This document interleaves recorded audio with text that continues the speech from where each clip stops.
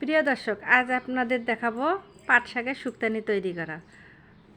প্রথমে পাট শাকগুলো সুন্দর করে পাতাগুলো বেছে নিতে হবে। তারপর শাকগুলোকে পরিষ্কার জল দিয়ে ধুয়ে নিতে হবে, যেন নোংরা না বের হয়, জলে যেন নোংরা না থাকে। তারপর একটা ছাঁকুনিতে তুলে নেব, যেন জলগুলো পড়ে যায়।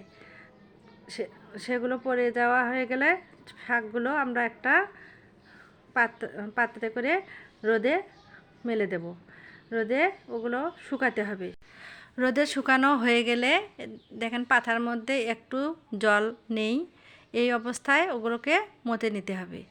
যতক্ষণ পর্যন্ত মতা না হচ্ছে, কালো না হচ্ছে, ততক্ষণ পর্যন্ত মরতেই হবে।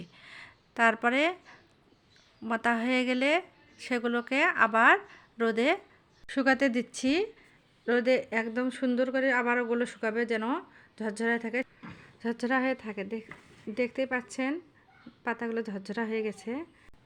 দেখতে পাচ্ছেন হাতে লাগতেছে না কোনো কিছু। এখন ওগুলোকে আবার ডলে নিচ্ছি, ওগুলোকে হাত দিয়ে সুন্দরভাবে যতক্ষণ পর্যন্ত কালো কুচকুচে না হয়ে যাচ্ছে ততক্ষণ পর্যন্ত ডলতে থাকবো।